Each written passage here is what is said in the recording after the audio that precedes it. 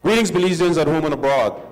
My name is Bilal Morris. I am the public relations person for the Belize Rural Economic Development of Agriculture through Alliance, BREDA. And this is a series of forums sponsored by BREDA, a third in a series of forums in educating the Belizean public and people at home and abroad about the Anglo Guatemalan Claim. And our forum today, which is a third in a series of forums that we have had, is called the Belizean Studies Circle on the ICJ. It's a different kind of format in this case, in that we will be having the circle made up of people, distinguished guests, as well as other Belizeans who are actually learning about the claim and may also want to ask questions.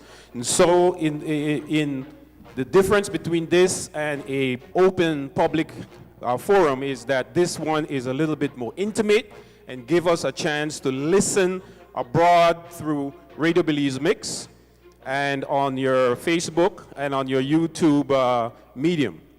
Again, I would just like to say this is a third in a series of public forums, and this is the Belizean Studies Circle on the ICJ. This is a third series of BREDA-sponsored educational forums on the International Court of Justice on the Anglo Guatemalan Claim. Today's forum is called the Belize Studies Circle on the ICJ.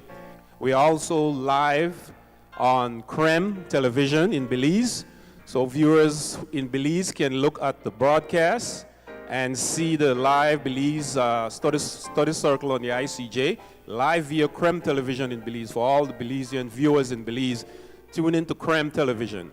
And for those viewers around the world, on the World Wide Web, you can tune into Radio Belize Mix, also on Facebook and on YouTube, in looking and seeing this live broadcast and learning and participating in terms of understanding what will be the situation if Belize goes to the International Court of Justice to take the case with Guatemala, the long-standing Anglo-Guatemalan claim, to the International Court of Justice. Belize is presently preparing with Guatemala for that.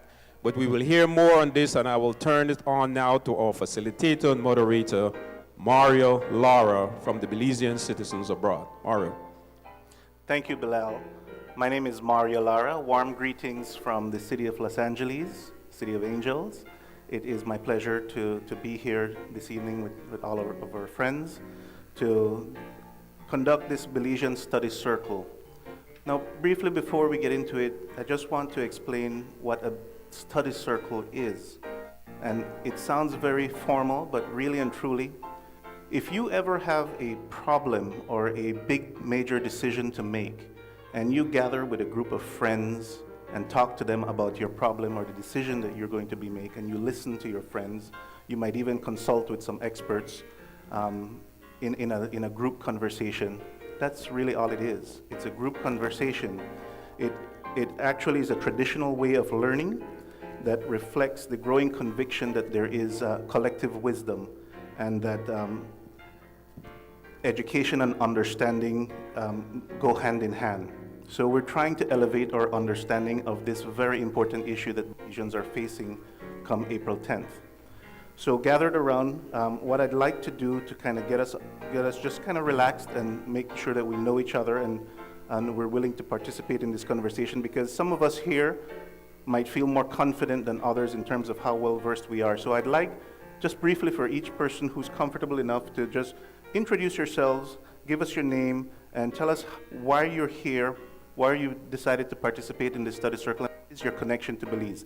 I'll start it off by just saying that I'm a dual citizen. I'm a Belizean American. I was born in Belize. I migrated to the US when I was 18 years old. I go back to Belize very frequently. I visit almost annually, sometimes more than once a year.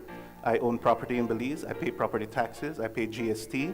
I have very close family and friends. I have a mother, sisters, a son, an adopted son in Belize, grandchildren, if you will. And so I have a very close connection with Belize. So that is why I am here, because I feel that I have a responsibility to stay in touch with what's happening back home. And I can go this way for just a brief introduction if you're willing to do that. Or we can start here, yes, where the mic is, yes. Hello, my name is Samaya Morris, and I am also a dual citizen, both of the United States and of Belize. I'm here because I love my country.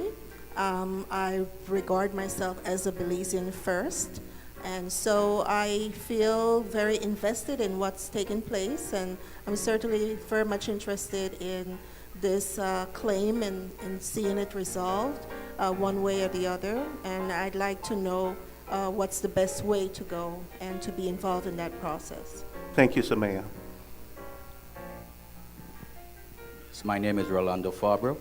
I'm here just support, and I know I love my country a lot, and I'm always trying to donate stuff to who needs it and things like that, So I'm just here to listen. Thank you. Thank you, Rolando. Good afternoon, everyone. My name is Angela Flores, and like my colleagues here, I'm also a dual citizen of Belize and the United States. And I've been here for 23 years. I go back to Belize almost every year.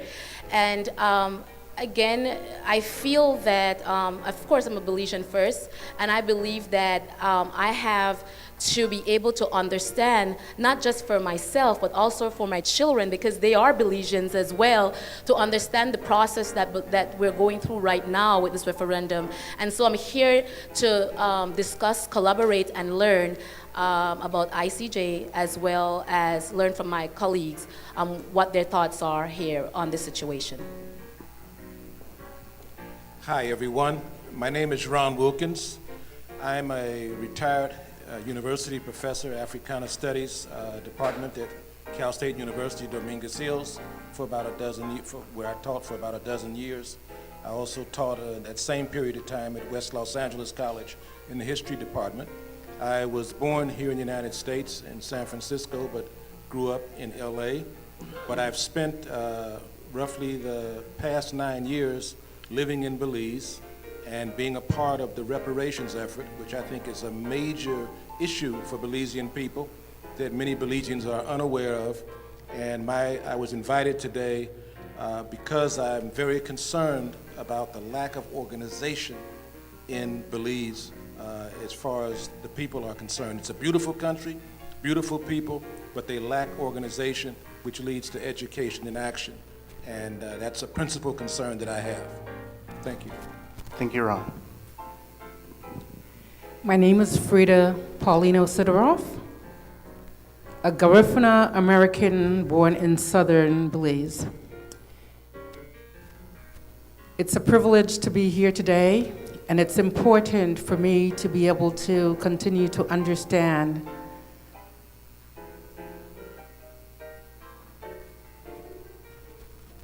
the process of this journey with Guatemala and Belize.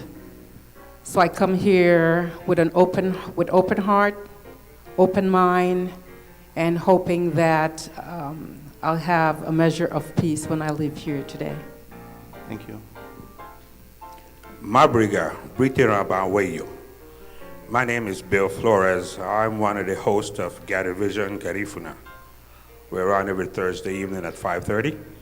I am here because I'm very concerned about having the ICJ decide if Belize belongs to us. This is disconcerting to me because the area that Guatemala is focusing on is mainly inhabited by my people who are considered indigenous to the country of Belize. So that's why I'm here. Good afternoon, Del Flores. I am also here to get the true understanding of what we are going through. I am concerned very much and would like to know more. And before I leave today, I guess I can really get the meaning, the understanding of the process that we are going through. Thank you. Greetings, listeners. I am Patrick Rodgers. I am a citizen of Belize and involved in the resistance to liberate our territory. I'm here because I have been doing a lot of research and I like to learn and teach as we go along to try and make we get one finger on our story. So this matter of the ICJ has a lot of question marks in it, and I hope to share some information here today and learn some more information. As Father Flores alluded to, the Garifunas have so much invested in this. I mean, the ownership of the territory, it wouldn't have been possible if that warrior spirit of the Garifuna and the Mosquito, two great warring people that helped us retain that territory up to today. So I'm always excited about meeting with my Belizeans in the diaspora whenever I take a trip over here. And when I was asked if I could be a part of this study group, by default, my answer is always yes. So it's a pleasure to be here, and I hope to learn and teach from each one teach one in our circle. Thank you.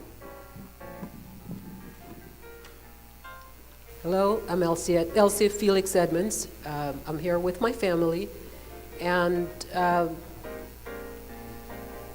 chose to get involved. I was invited to this group, but more than anything else, I chose to get involved because I would like to see a change in the direction, and at this point, I can't understand why we're going to the ICJ, so I need to be convinced why yes would be a good vote for any Belizean. And by the way, I am a dual citizen. I was born in Belize. I've lived out here for almost 43 years. So, but I do go home almost every year. And so have my children and my husband. Hello, everybody.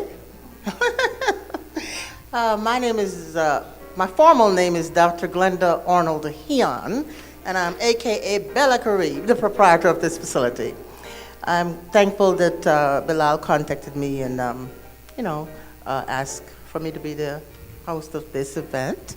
This activities here in education is very important to me, as my forte is international and intercultural education. Education makes the world go around. Education lays the foundation for growth. We have to constantly be learning. We're learning every day, non-formally, informally, formally.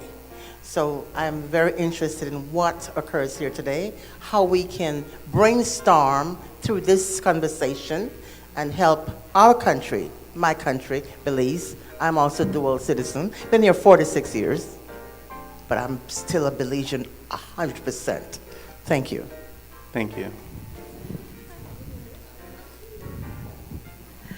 Good afternoon, folks. My name is Felix, last name Clark.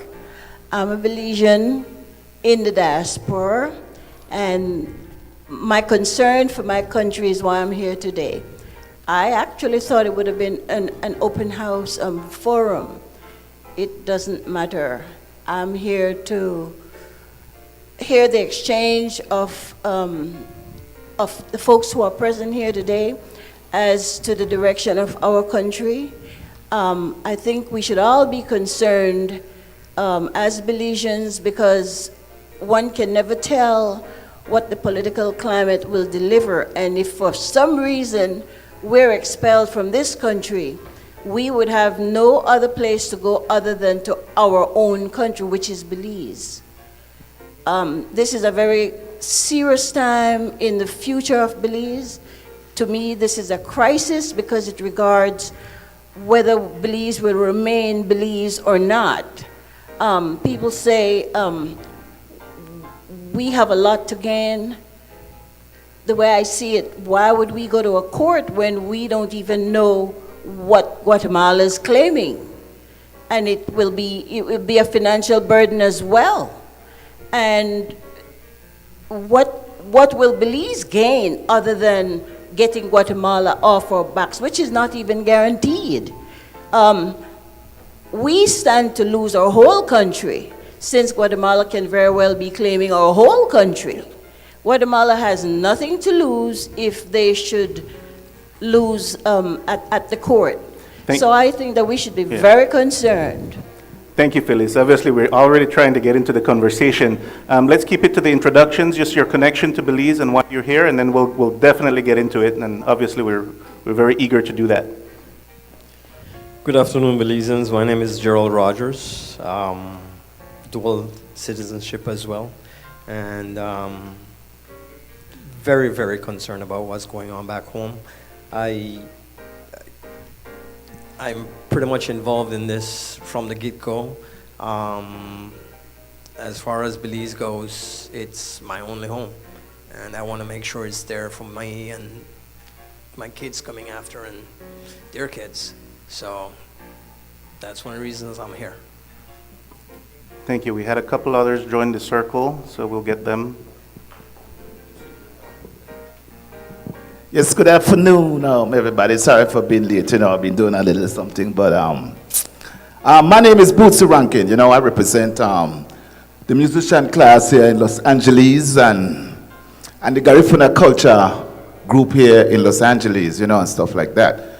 And give thanks to Mr. Bilal Morris for inviting me yesterday, and I say I had to make this meeting because I heard about the ICJ and really, I don't really know exactly what ICJ or whatever the name there was, because I went to a couple people and they tell me it's like an imaginary boundary line and stuff like that. So I'm here so grateful to be in your presence and each and every one, and most of the people that are here today. Enough respect. Thank you. I believe we have, one more here in the circle. Yeah. Good afternoon. I'm Sneferu Ezekiel. I'm here because I have one question. Do we have, as Belizeans, do we have enough political capital to be successful in the ICJ? That's what I'm here for. Okay. Yes, sir. And I believe we have Aria Lightfoot via Skype. Aria, are you able to introduce yourself? Hi, everyone. My name is Aria Lightfoot. I have been involved in the advocacy on different governmental and political issues in Belize. I do write a blog, tocandy.com. I have a master's in public admin and an undergrad in political science. I believe that as a country, this is one of the most important issues that have ever faced Belize.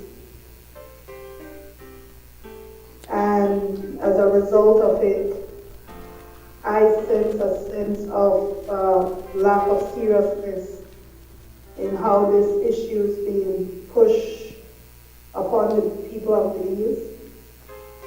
And it is very important, the education process, the legal process, and I think that we have faltered greatly on this issue. Additionally, with the voter suppression issues that are going on. I am so happy Bilal is putting together this group of people, and I hope that we can learn from this environment. Thank you, Aria. So this is a fairly large study circle, group of people gathered here. My role as moderator is to try to keep us on topic, try to make sure that everybody has an opportunity to speak and to ask a question or to listen and learn.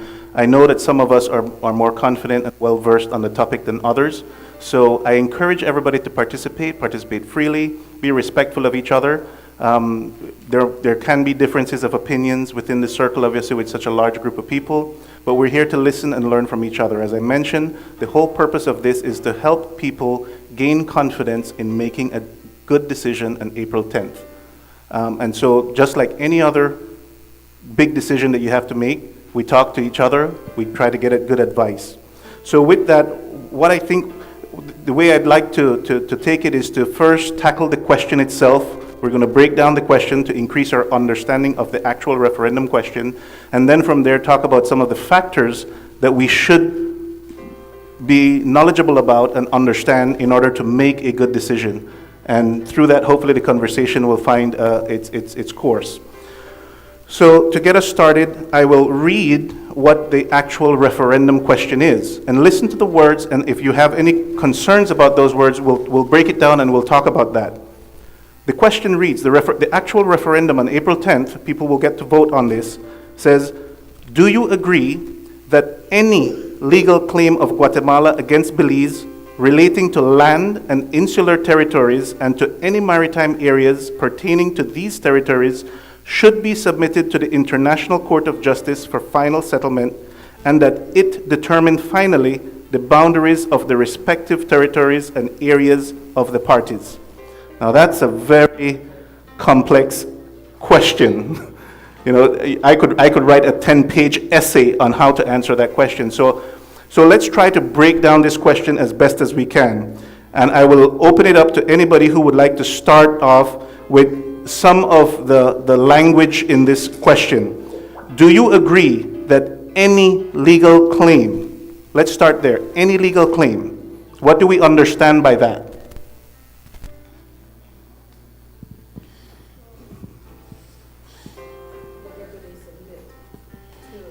Chelsea? Okay, I'm Elsie. My understanding of that is whatever they submit to the ICJ. I don't know if we're going in blind or if we're just going in stupid. But if they're, whatever they're submitting, that's their legal claim. Do we know what they're, I'm sorry. All right. Do we know exactly what they're claiming? And is that clear to our people, the Belizeans at home and abroad? That's my question. So that's one of the concerns. Any legal claim, we don't know exactly what Guatemala's claim is going to be. Now, some people have a concern about the term legal, because a lot of people thought that Guatemala's claim was unfounded. Do any of you have concerns? How do you feel about that term legal in this question?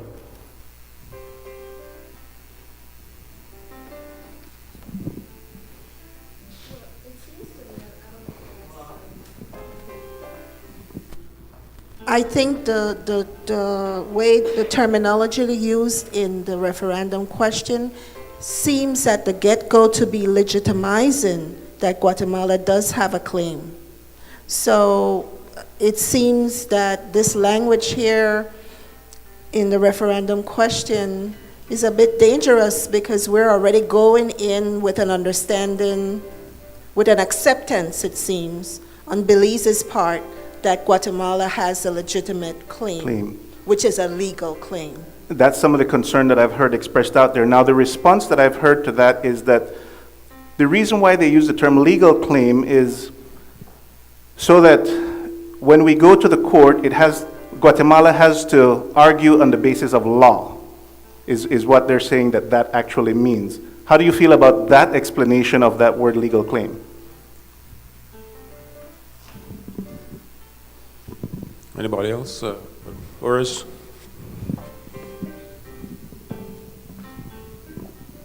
I'm thinking that the legal claim means, does Guatemala claim stand up to international law legal scrutiny? And because there are laws that are accepted internationally, and is this claim from Guatemala sustained by those sets of laws that the whole world have agreed to? Okay. So it seems like the term legal claim has some kind of weight to it, and it seems like there could have been some clarification of that maybe within the sentence itself. So we'll go on from there. Oh, we have another one here? Yes. What it does is take, when it says legal claim, it takes me back to the original quote-unquote treaty, because we're understanding a treaty as something that was binding, legally binding. And so what I understand from that is, does this treaty, is it still legal and is it still binding? And that's what we have to understand as Belizean. Is this 100-and-something-year-old treaty still in existence, and is it still binding to us? Very good. So clearly that's one of the factors that we'll have to consider when we decide which way to vote on this referendum question. But let's continue breaking down the question a little bit further. So do you agree that any legal claim of Guatemala against Belize relating to land and insular territories? Now we understand land, but do we understand insular territories? Everybody has a good understanding of what that is referring to, or anybody wants to volunteer as to what that definition is? Arya, if you're on there, please feel free to chime in as well, because I can't see you, but I think you can see us. I can see you online, yes. So we're trying to break down the referendum question so that we can increase our understanding of it and feel confident in when folks go to vote. We're insular territories. So the claim that we're saying Guatemala can take, that whether or not we agree for Guatemala to bring, will determine the land, insular territories, and maritime areas pertaining to both countries. What do we understand is the meaning of insular territories? Anyone? Patrick. In a nutshell, insular territories could be considered the islands. So you have your land boundaries, and you have one bunch of islands out there. So your baseline starts from outside the islands, 3 miles away from the islands, and all the waters inside that is considered insula, and the territories in there, which would be the Keys mainly, or like the Sarstoon Island, would be insular territories. So Ambergris Key, Kikaka. All of those are insular territories. Sarstoon Island? Everything. Sarstoon Island included. Everything. As long as it's not a part of the main land terrain and it's territory inside your internal waters, then it becomes insular territories. Okay. And then, of course, the maritime areas. Before 1992 Maritime Areas Act, which is only respected by Belize and Honduras. Guatemala never really made it law. In fact, Honduras never made it law. But in effect, the maritime areas would be that you have 12 miles from your baseline that you would consider territorial waters, but then you have one economic zone that extends 200 miles beyond that. So all of those things comes into play as far as maritime waters go for our territory. But that would explain the three. Now that they have a claim, they say they have a claim to land, to insular territories, and to maritime waters. So basically it's all of Belize. Land, island, seas, waters, everything, all of Belize. And then the next major area in there that I think we ought to make sure that we understand fully is, it says it wants to submit it to the International Court of Justice. What is the International Court of Justice? Where is it? How does that, do we understand what that body is?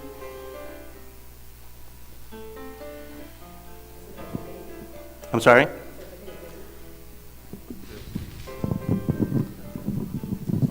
My understanding is it's basically the courts that was set up after, I guess, World War II at The Hague, where a lot of the prosecutions and a lot of legal claims are settled.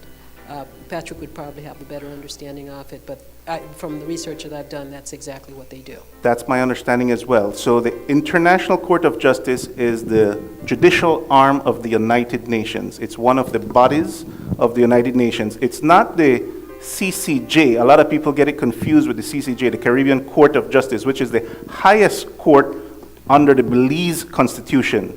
So under the Belize Constitution, domestic laws, when you can appeal to the highest court, that's the Caribbean Court of Justice.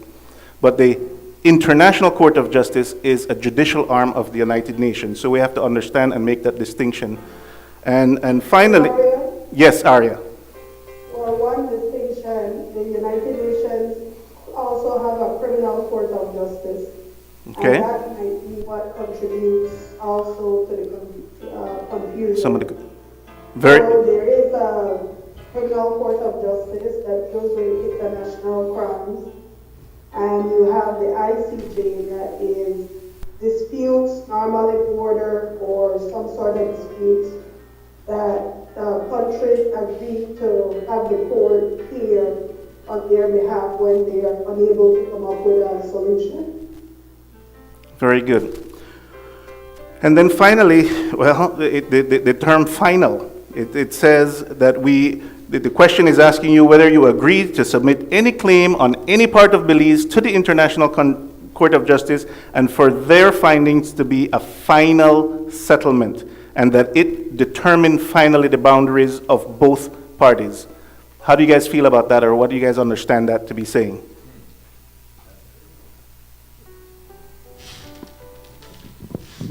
Anybody else?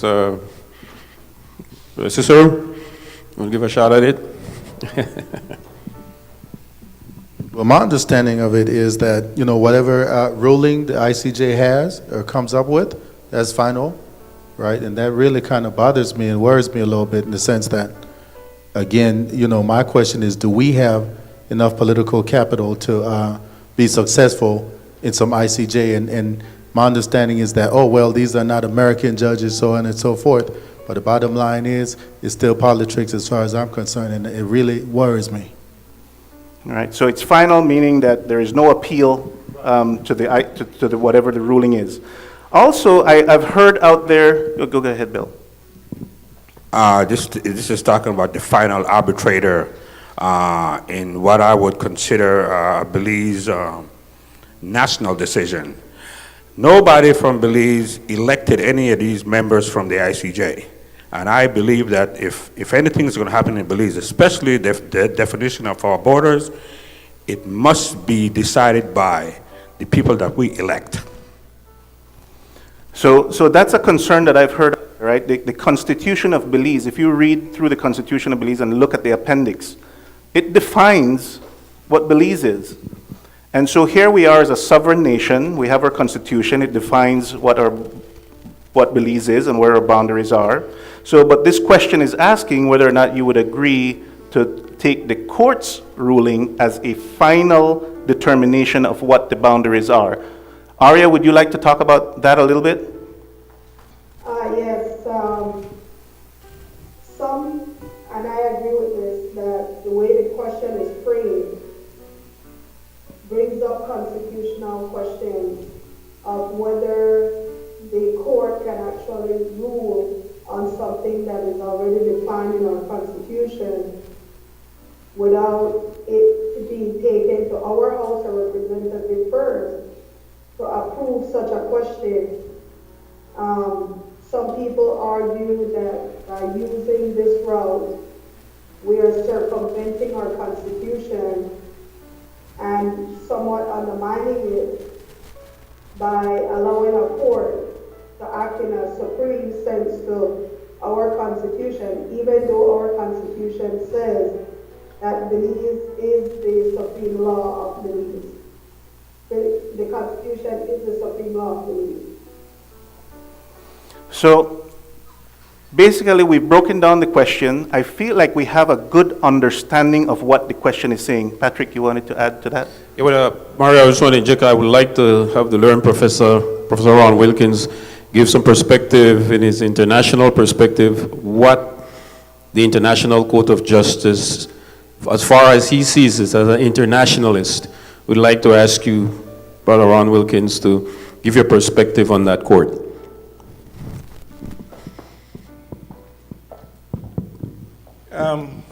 To be very frank and honest, I'm hesitant to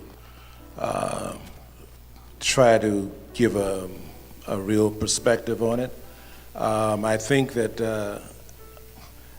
Belize's court is paramount, should be seen as paramount, should be the actual arbitrator as far as who has title to Belize. And in this sense, it's the Belizean people and their right to exercise self-determination. So I'm hesitant really to speak on where the International Court of Justice should come in. No, I thank you for that. And self-determination is something that I think when we get into the next section, is that's something that we have to grapple with and determine. Because when you agree to go to the International Court of Justice and accept their ruling as final, some people would portray that as we're handing over our sovereignty on a specific issue for this court to determine, and then we'll accept that ruling as final. Others will argue that that's not exactly the case. We maintain our sovereignty. Nobody is questioning our sovereignty. It's simply to consider a very specific, narrow set of questions. But we'll get into that. But, yeah.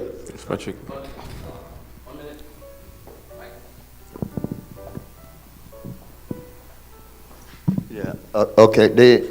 The problem that we have had with this question from the get-go is that it's an admission that we don't have a border as yet. If you read that last part where it says, and that it determined finally the boundaries, that is one admission that we do not have one boundary. Up at the top again, where it says, do you agree that any legal claim? It's again one change in how we view the entire Guatemala issue, that we've always maintained it's an unfounded claim to Belizean territory. But by this wording, do you agree any legal claim? We've always been saying that maybe you could have worded that a little bit differently so that we do offer the judges the opportunity to determine if there's legalities to the claim. Mm-hmm. So this could have been written a little bit differently to you'd say, get that point across, right? That we are gonna take unfounded claims that at least we see unfounded, and the judges need to determine if they're legal. But the way it's worded here, it's like we're saying, okay, we believe that there's some legality to Guatemala's claim and that we don't have a border as yet with them, and the boundary needs to be finally determined. So that is why we're saying with some consultation, maybe this question could have been worded differently before they pen the special agreement. It could have been refined. So clearly it's not the matter that we don't understand the question. We've broken it down. We understand the question. We're very uncomfortable with how the question is worded and how we got here. But regardless, on April 10th, there will be a referendum as far as we know, and Belizeans will have to go in and make a choice. Whether you're comfortable or you're uncomfortable with that question come April 10th, that's the question that is being put in front of you. So let's talk now about some of the facts, if you will. A lot of people talk about facts. You know, that we need to increase our knowledge of our history and the facts that will lead us into making a good decision. So what are some of the things that you think are important for us to know in terms of facts? And do you have any questions about any of those facts that are out there? Anyone?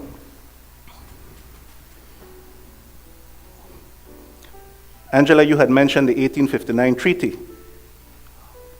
Can you elaborate on that a little bit and talk about what is the importance of the 1859 treaty in terms of considering that when we decide one way or the other? Well, it's just simple, understanding what is the treaty. How many of us know exactly what this treaty is saying? What is this? It is defining. Like Patrick said, is it legal? Is it, coming back to it, is it illegal? Is a treaty legal? So for me, I would like to know, and I'm sure a lot of other Belizeans would like to know, what is this treaty? Because for a lot of us, we know Belize, Guatemala lay claim to Belize. We know that from since we were little, we had this. However, how come this claim came about? Because a lot of our younger people don't know how this claim came about. So what I've heard is that the 1859 treaty, what Guatemala is saying is that the 1859 treaty has an article in there that was not fulfilled. So that's their challenge, right? Because is the 1859 treaty a boundary treaty or a treaty of secession? I mean, that's kind of the big question that Guatemala is saying that's their bone of contention. Does anyone have any thoughts or views on that? Mario, could I add a piece to that? Yes, please do, Ariel. She really mentioned something very important. What is the treaty about? But you have to think that the history with Guatemala and Belize goes back hundreds of years. That started off with Spain and the Pope, and it goes back to England and Spain. Belize, Spain and England, Guatemala and England, Belize and England. There's been a lot of different agreements, different history around this. that there's so much 300 years worth of history that it is unconscionable for the government to do a 6-month education campaign and realistically expect that people will come out with a good understanding of what's really going on. It's definitely a lot of history packed into a short period of time of trying to understand it. You had some comments? From my limited knowledge of the 1859 treaty, that was a treaty that is binding to the two countries, and it also clearly defined the borders, immovable borders, which meant that never mind what, those borders remain the same through the years. But with this special agreement that our government has committed our country to, they should not have called it special agreement, they should have called it new treaty. Because if you have a treaty that is binding and the two parties come together and make an agreement that they want to move the borders, that makes Belize very vulnerable. I don't even understand why our government made that move, which they call special agreement. They have not even been informing the people enough about this special agreement, because they've given so much to Guatemala in this special agreement, which is why now Guatemala thinks it. Guatemala never seriously made a move to go to the International Court before. With this special agreement, they feel empowered to go to the court, and that's because of the special agreement. So not only that, with this referendum, the government has also not stated the final force of the referendum, where if Belize decides no or yes, will that be the move that the government will take with regard to the court? They have not said anything about that. They can very well defy the people and go ahead, even if we vote no. So there should have been a clear commitment there too, which I'm not hearing. So we have the 1859 treaty that helped to give us title and define our borders, but then you have to factor in the special agreement. Is the special agreement a treaty? And basically a treaty is an agreement between two separate countries, nations, right, that have a certain format, articles of introduction and different articles in there, and it's agreed to. Our that special agreement, as far as I'm concerned, is a treaty. It's because it's an agreement between two countries, and it's a treaty that says that should we agree to go to the ICJ for it to finally determine our boundaries. Now, the argument that I've heard to counter that is that, but the ICJ can only determine our boundaries based on international law, and therefore the 1859 treaty is a major document that is going to be in Belize's favor. How do you guys feel about that?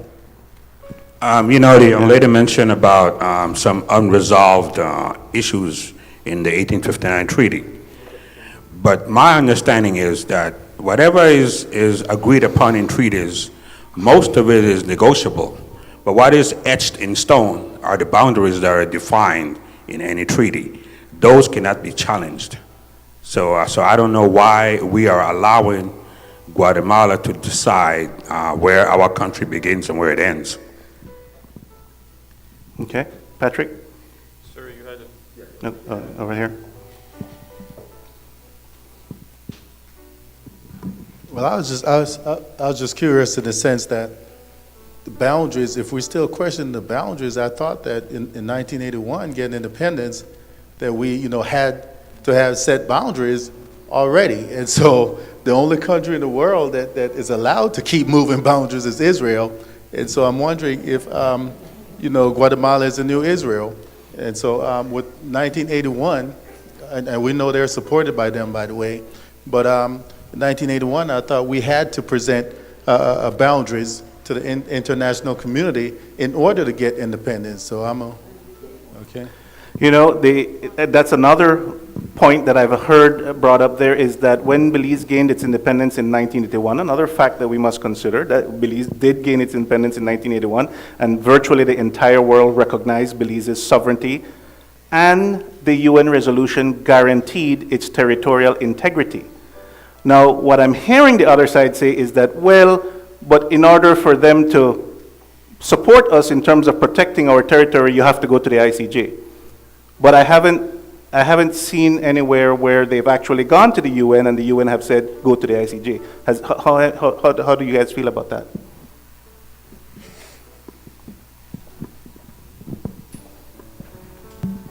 Yes, greetings again. I'd like to address that, but first, if we could go back to that 1859 treaty, just to put it in context. The peoples of a territory end up with title to their territory basically one of 6 ways, you'd say. Before 1960, from the 1500s, 1492, whenever that first European voyage started, the world was under what was called colonization norm. And under colonization norm, the single biggest way you get title to your land is through rights of conquest. Now, me, Patrick, like argue as one mosquito, Garifuna, African, the Belize, there with Maya blood, that we had rights of conquest in 1798 when we conquered that territory, and then we begged the British to come put administration over us, right? So today we're going to the ICJ, you know, here I mention a rights of conquest 1798. Battle of St. George's Key, which, by the way, it happened, the Spanish never sent back their lands commissioner to go check, say, if we may advance any further than we should have under the 1786 extension agreement.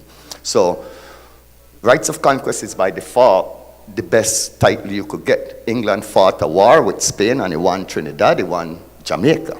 But in the case of Belize and Guyana, there was no war fought. You see, England uses another way of getting title, which that 1859 treaty represents, that is called acquisitive prescription. You break down the term acquisitive prescription, you have 2 words. Acquisite mean I get you to accept. Prescription mean ownership. So it's not that I fought a war with you, won the title, you sign a surrender agreement, cede in the territory. Now, I'm just squatter's right, right? Creole saying, squatter's right. That one British concept. No other European nation used it. And I say that to say this, that we're taking to the ICJ as our 3 defense, acquisitive prescription, historical consolidation, and self-determination, which is that 1981 position. Now we're self-determination, we got a right to our independence. But in effect, acquisitive prescription titles that the main treaty, but it needs to have a subordinate treaty to validate it, which is what the historical consolidation is all about. That the 1931 exchange of notes that you all hear about is supposed to do. So the historical consolidation of the territory that could have happened from the 1860s upon the signing of the 1859 acquisitive prescription title. Now, we were supposed to get Guatemala to go conjointly, and the territory you acquisite to my ownership, you accept my ownership to, I need to now get you to validate that acceptance by walking side by side beside my boundaries commissioner, all the way from the southernmost point to the northernmost point where it meets the Mexican frontier. So, I say that to say this, getting back to legalities. Is it one legal document when in effect the baby treaty has not been validated by the Guatemalans, that the historical consolidation attempt in 1929, the exchange of notes took place 1931, and the registration at the UN unilaterally, not Jamaica, not Guatemala and England, as the 1859 Mother Treaty said it should have been done. You see, so the 1859 Mother Treaty lays out at clause 2, 3, and 4 articles that would have been fulfilled had the 1931 exchange of notes been valid, that the Guatemalans didn't just pull out at Garbutt's Falls, that they had continued all the way up to the Mexican frontier. That would have been in fulfillment of the 1859 treaty. So is there one legal challenge to Belize? Hell no. But to the British, yes. And that is what Hudson had always been saying. Or people are saying, Hudson said Guatemala got no case against Belize. They're right, but in that same document he goes on to say, but Guatemala has a very good case against England. Now, our problem is that we're going to the ICJ using acquisitive prescription and historical consolidation when we had turned over administration of that territory to the British. But we bastard father England, weasel itself out of this agreement, out of going to the ICJ and leave us to go to the ICJ by ourselves. So that is why we've always been saying, no. Make we not pick up England beef. That is England beef. They have one legal issue with England, not with Belize, but because of the wording of the special agreement and everything else, we have now been corralled to take up with bastard father fight with our father there beside us. And you ask about political capital. You're right. See, England has political capital to would have made sure in a special agreement that they would be taken to the ICJ. Monetary compensation would have been there. But Lee Belize, we got suckered into leaving out monetary compensation in here if the ICJ judges were to deem that there is legality to Guatemala, claim that Article 7, 2, 3, 4 weren't fulfilling the 1859 treaty. So if I may, in a nutshell, while you feel that there's a strong legal case in favor of Belize, England should have been at the table as well, and we shouldn't have been facing this challenge by ourselves. That's what I understand you to be saying. Now, there is a legal opinion document out there that was commissioned by the government of Belize back in 2002, and I won't try to say who the authors' names are because I will get it wrong. But according to that legal opinion, it does support the notion that Belize has a very strong legal case. And if the majority of Belizeans decided to take this thing to ICJ, that we on the various issues that you laid out, does that compute into anybody's understanding of this situation or feelings towards this situation? And Arya, if you're still online, feel free to jump in as well. Mario, I want to offer another perspective. Please do.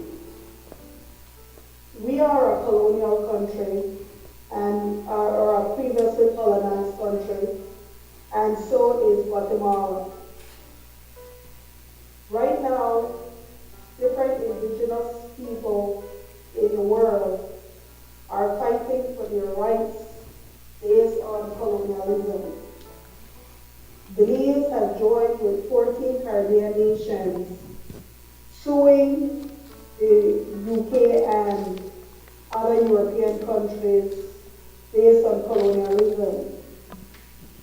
If one was to take a different perspective and see that our Mayas in Belize were recently given their land rights based on colonial governments, oppression of people, and we're going to try to make an argument that countries like Belize were oppressed. The ICJ route making these arguments, as far as I'm concerned, is a stamp of approval of colonialistic behavior of European governments.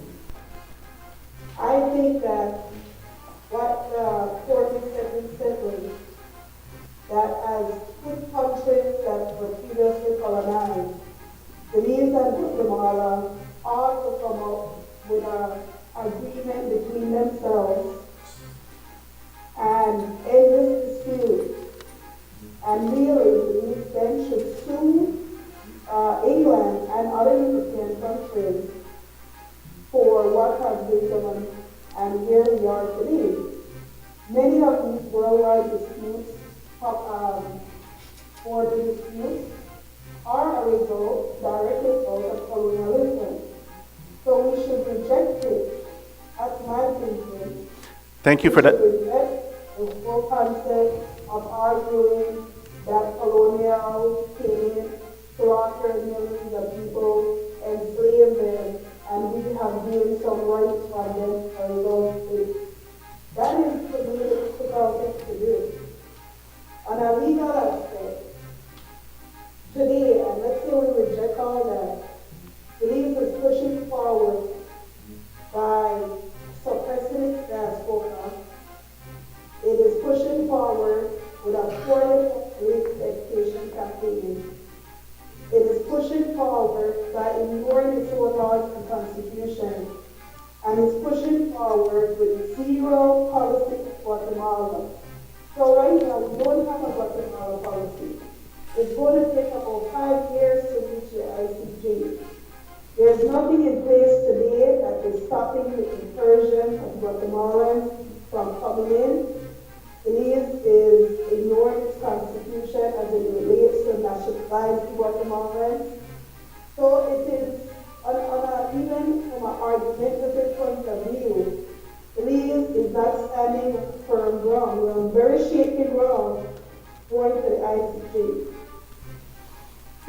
Thank you for that perspective. So in a nutshell, both Belize and Guatemala are, to a large extent, the victims of colonialization. And here we are, 150 years later, battling out with each other, rather than joining forces. And I kind of want to add to your perspective too, Ari, I really like it. When you look at how Guatemala people voted on their referendums, 75% of the voters didn't even bother to show up. Majority of those voters in Guatemala are indigenous people who suffered at the hands of colonialism. So it is a very strong perspective, I think, to kind of think about it in those terms.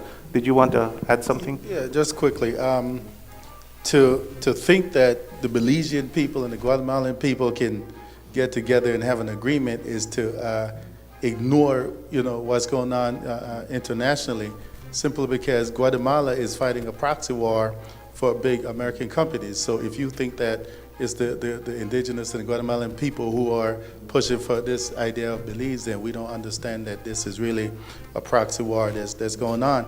But I think we in Belize, we could have used the UN a little more than instead of going to ICJ. But I looked at when we had Guatemalan incursion into Belize last year, I didn't hear the Belizean foreign minister in the UN, come to the UN and strongly condemn such an act. And so to overlook, the idea of dealing with the UN prior to going to some ICJ is, I think we're really not, fully comprehending. And I think that, and correct me if I'm wrong, but I think in the past, Guatemala was invited to an ICJ meeting and they turned it down. So I want to know what it is that they saw back then to turn down the invitation to an ICJ. So if I'm wrong, just correct me. But what did they see then that they didn't like? And what are they seeing now that they like to want to go to the ICJ? That's a good question. Do you have anything to add to that, or Elsie?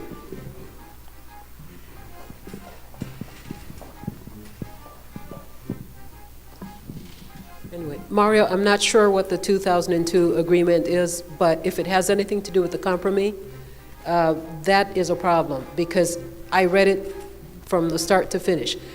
It basically forced us, or actually it allowed Guatemala to set down rules that had nothing in it that benefited us. I believe the reason we didn't complain to the UN was because Belize had to agree to Guatemala had to agree to whatever wording Belize wanted to submit as far as complaints to the UN or to our people. That was pretty much my understanding. So correct me if I'm wrong. I don't know if the 2002 agreement and the compromise are similar, but that is where I see our biggest problem. And basically, we allowed Guatemala to walk us into this position, and we just sat there and smiled the entire way. Anyway. Right. So the document that I referred to from 2002 was the legal opinion that was commissioned by the government of Belize that they are putting forth as that proves that we have a quote-unquote ironclad case to take to the ICJ. However, before I get off this legal topic, let's talk a little bit about the Maritime Areas Act and whether or not, because my understanding is that that legal opinion back in 2002 did not have any opinions on our maritime areas and how our maritime areas might be affected by any ruling by the ICJ. And I wondered if anybody here had anything to say about that, or if you had something else to. Well, I want to say this. Belizeans should be making noise in the international community over reparations. The Afro-Belizeans, and I hope nobody has a problem with that term, you're Afro-Belizeans. Afro-Belizeans, most of them in Belize today are poor because their ancestors did not have wealth to pass on to them or land and so on, and that's because they were slaves. And reparations relates to the word repair. The noise that needs to be made, and for me, this matter of the ICJ has been a big distraction in Belize. Belizean people should be more concerned about pressing the British, the Spanish and others for reparations so that life can be better. And that can only come about through organization, through education, and through action. I was in Belize 9 years, and for 2 of those years, one after the other, Belize actually succeeded as a part of the CARICOM initiative in the being pressed internationally for reparations in putting on 2 conventions. And a lot of assistance came from the government of Venezuela.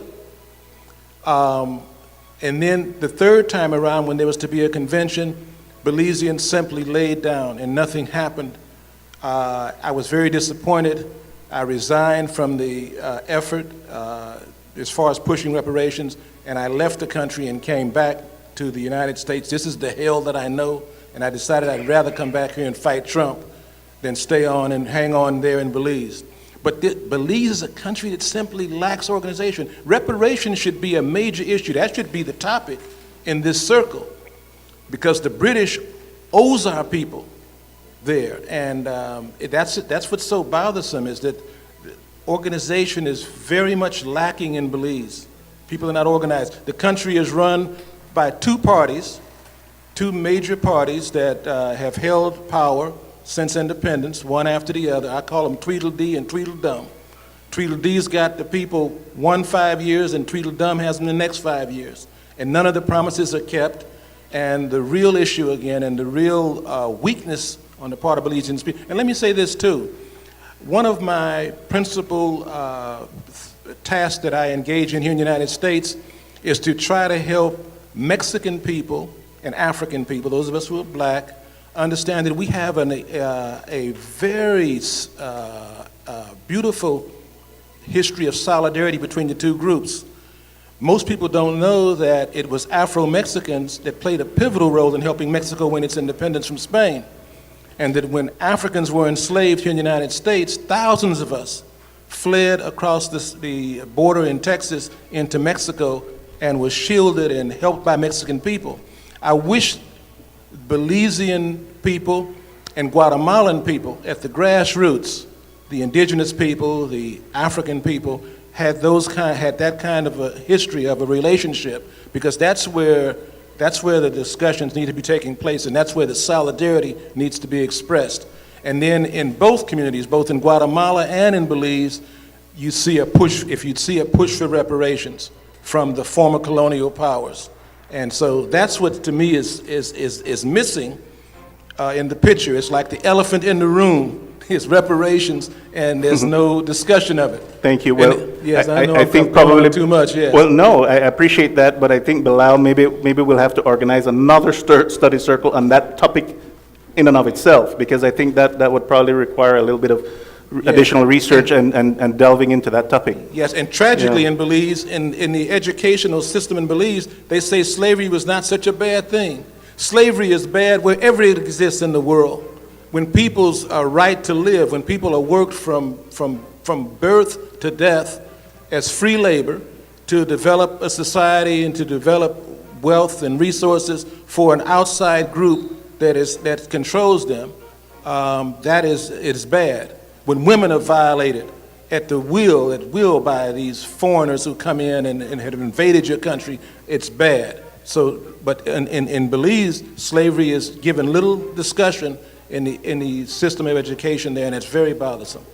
Right, and I think it just speaks to the education, that we really need to beef up our education within the school curriculum, so that we're not at this last minute trying to educate ourselves on all of these various topics. Yes, I'm going to piggyback from the professor. I'm sorry, your name? Wilkins, Ron Wilkins. I'm listening, and I totally agree with you. We're pulling the cart before the horse. We need preparedness. Preparedness leads to readiness. Readiness leads to action. Therefore, then from action, we can succeed, and on both sides. On both sides, organizations, planning, and executing those plans effectively. And we need equity for efficiency. Yeah, so I'm hearing some common themes. I think Arya said it, that we don't have a clear strategy towards Guatemala. We probably don't have a clear international strategy, period. And then I'm hearing from the gentleman over here that talked about, do we even have the political capital or the wherewithal to deal with this situation if Belizeans vote in favor of going to the ICJ? And are we prepared?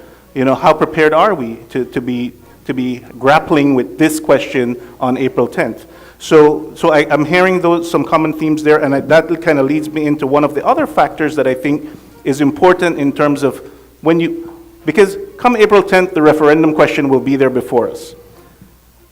How do we feel about the process that got us to April 10th? And I can kind of guess as to what the feelings are amongst this group of folks. But we talked a little bit about the special agreement, how it came about, whether it's a treaty, and how does that treaty interact with the 1859 treaty. But one of the situations that I think all of us here are concerned about is the fact that Belizeans abroad, all of us here, we are not being facilitated to participate in this referendum, and that's part of the process question. What do you guys think about this situation where, in order for a Belizean living abroad to be able to vote in this referendum, they either have to, A, do what the foreign minister says, just ignore the law of the land, go down, register, and don't care because they're not going to check, which is not something that a lot of Belizeans are willing to do. Plus, there are a lot of Belizeans living here who are, I, for one, couldn't take 2 months off in order to be in compliance with the law, to be able to go home and register in a legal manner. So I want to kind of, you guys to talk about that, and whether or not how does that influence how you feel about having the referendum happen on April 10th? Arya, would you like to chime in there? I think we lost Arya, but is there anybody else here who would like to talk to that a little bit? Arya, are you back with us?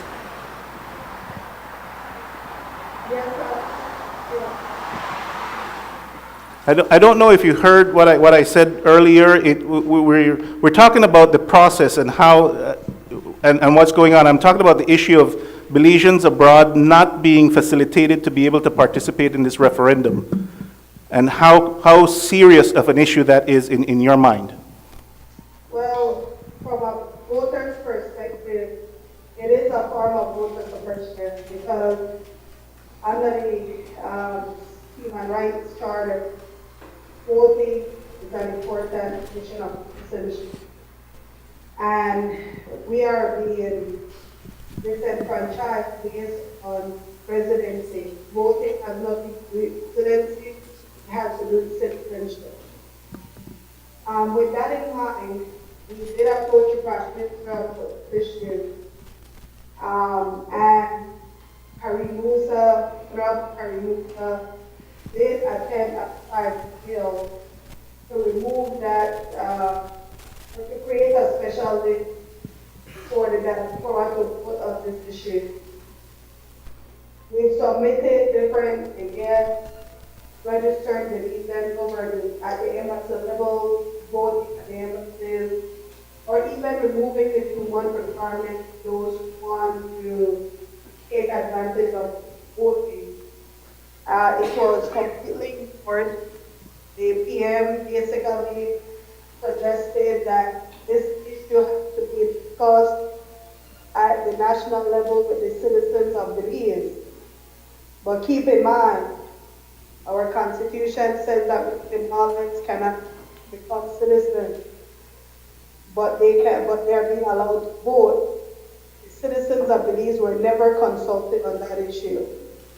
So I find it disingenuous for the PM to tell it for that he cannot facilitate us. It is an SI, he simply needs to put it in place. They can rush a bill to the House and it can facilitate that. We are citizens of Belize, should be voted on this issue. Is there anyone in this group that feels, I think the foreign minister was on the news media saying that this referendum is meant for Belizeans who are at home, who are going to live with the day-to-day impact of this referendum? Anybody wants to react to that notion?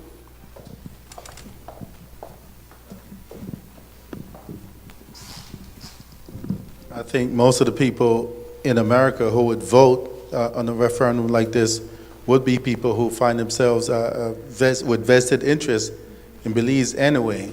So my response to the foreign minister would be, are we good enough to send money home to keep that economy going, but yet don't have a voice in what's going on? Actually, get more jobs for our people in Belize, and then we probably won't have to send more money, and then maybe we could be quieted. So what are some of the other ways that you think Belizeans living abroad are going to be impacted by this decision one way or the other? Yeah. Go ahead. I mean, I can answer that. Yeah, go ahead. I got another question. Go ahead. I got another question. I just don't want So there's the notion out there that we're not going to be impacted by this referendum one way or the other, but I want to talk about that. I mean, well, one of the sisters said it, clearly. I mean, there's Belizeans out here who are standing on shaky grounds anyway, and so, some of us might end up back home in Belize, and or whether it's voluntary or not, we might end up in Belize, and so we want to make sure that we have a place to go, and so our eyes are always kept on Belize, because we know as Belizean people, if American people can give you documents, they can take it back from you. So for us to not understand that Belize is our home, and so we do have a vested interest in having a home for ourselves. Thank you. I'd like to broaden this part of the discussion, though, when it comes to how we fit in. Please. I think the question also goes to the broader question of a sense of rejection that we get as Belizeans who live out here in the diaspora, that we have actually no right to participate in those bigger questions that involves our country. And that is something that I think we have to address, that, we do care, we do have rights, and again, it comes to the question of unity, because, some of our very own family members and people that we know back home, they don't feel that we have a right to participate and have a voice with what's going on back home. Very good, yeah. Okay.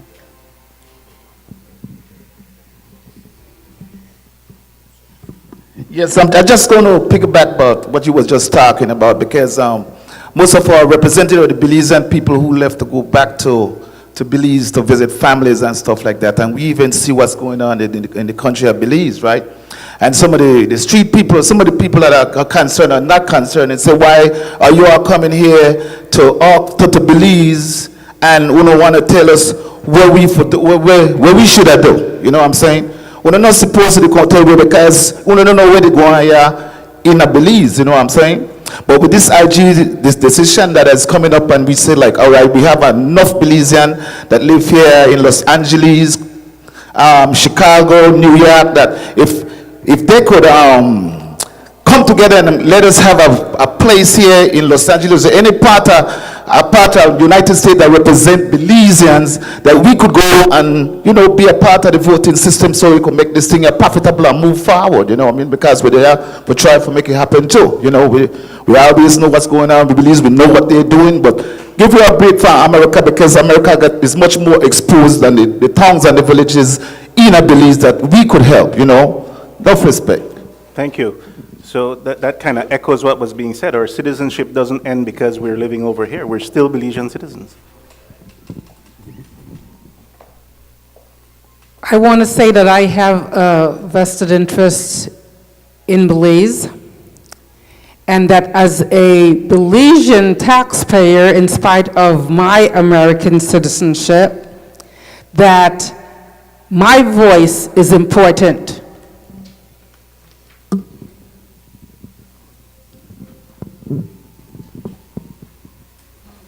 Thank you. Commenting on what has gone before, Belizeans at home tend to forget that our government granted us dual citizenship. Not all Caribbean countries allow that. We are fortunate Belizeans to be able to retain our Belizeanness, as well as the host country becoming US citizens. We have the right we have as much rights as everybody else at home. And people are forgetting that. I think that the foreign minister was out of line. It sounds like a unilateral position he's taken where we're not entitled to vote or partake because we don't live at home. The contribution, the financial remittances that we send home, we sustain Belizeans. We help Belize to succeed. And they're disregarding our contribution. I think people at home should be making more noise about us being disregarded. That's an interesting point, right? People back home we would hope would support our efforts to try to make sure that, look, don't forget about us, because people back home may someday be in our situation where they don't have the right to be able to say what's going on in Belize. Please go ahead. Well, I say that Sorry, go ahead, Arya. a petition, and we've got over 250 Belizeans at home. So sign saying that they agree that the diaspora should vote in this referendum.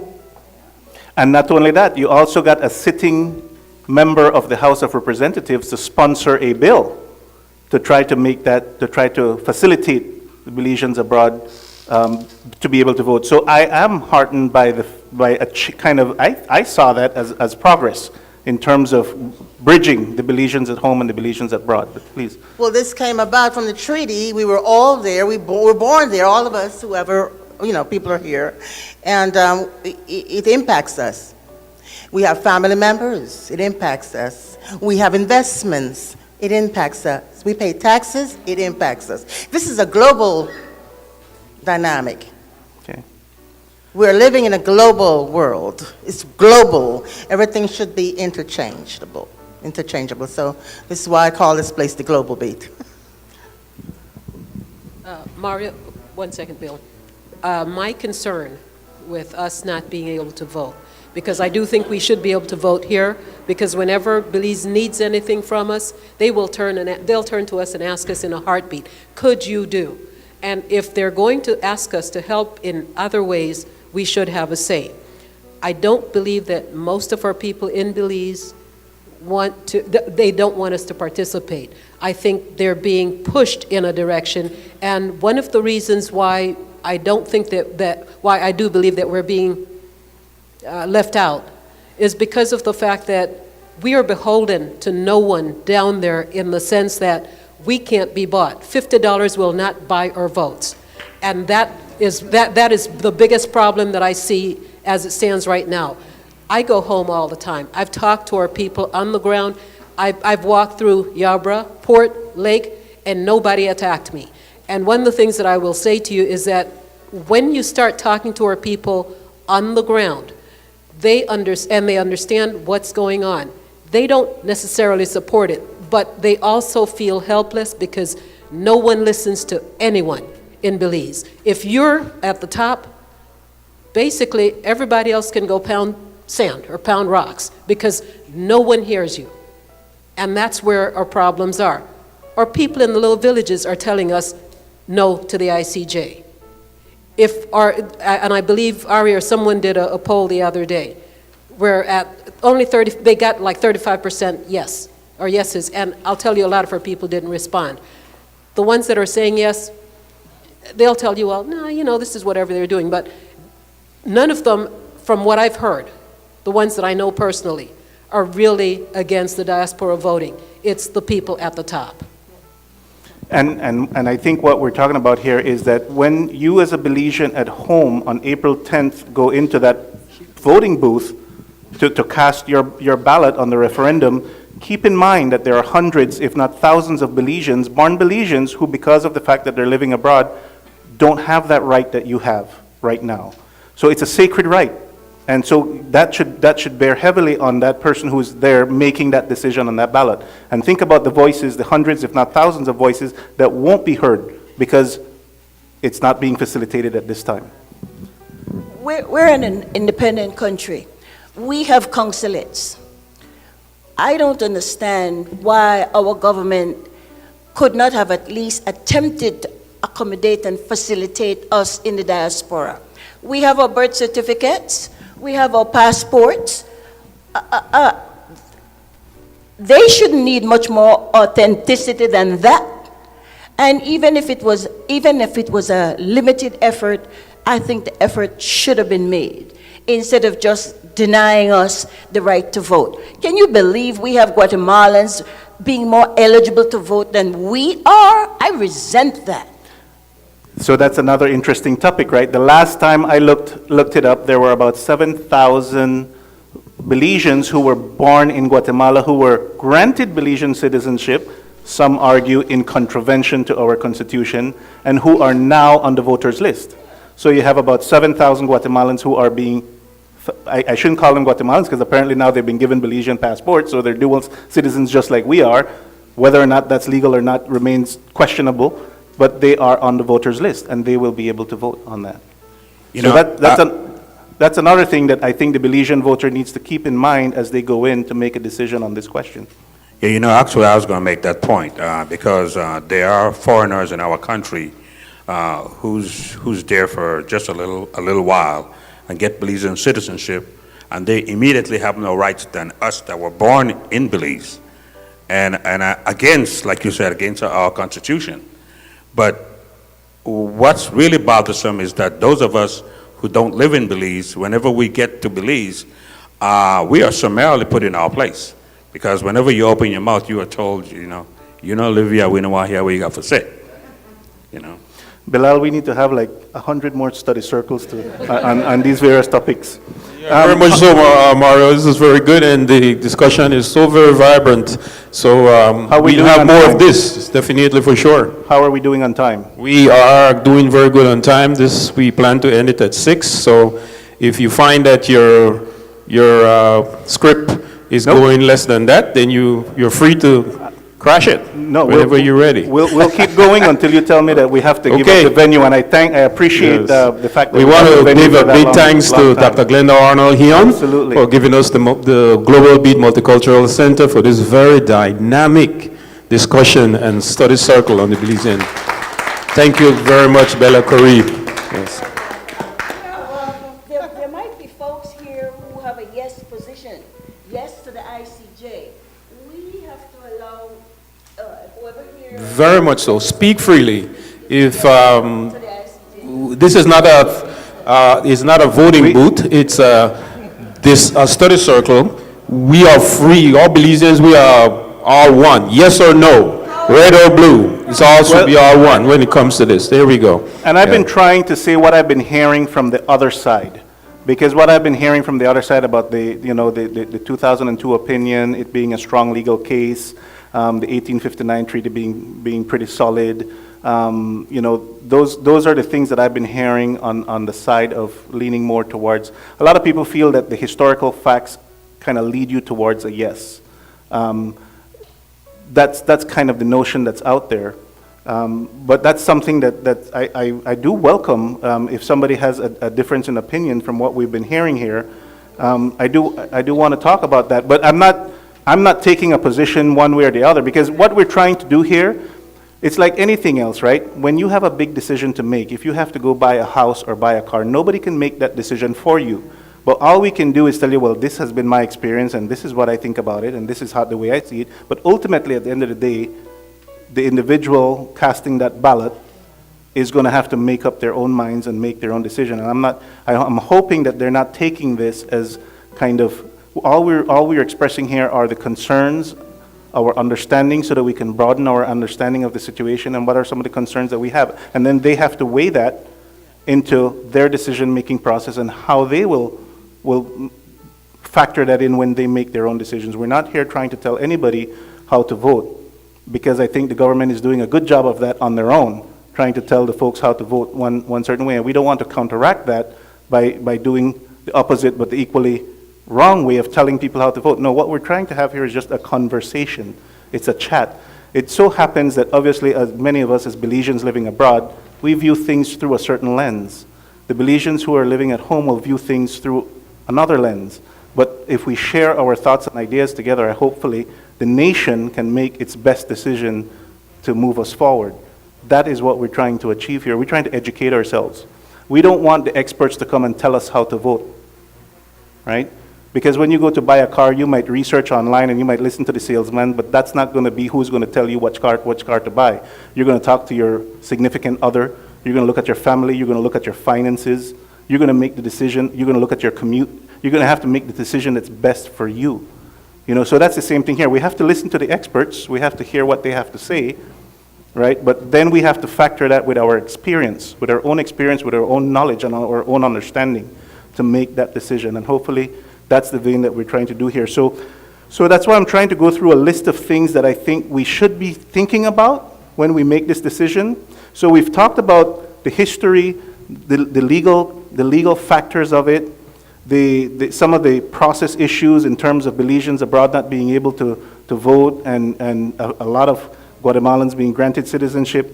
What about the cost of the actual dollar figure cost of going to the ICJ versus the cost of not going to the ICJ?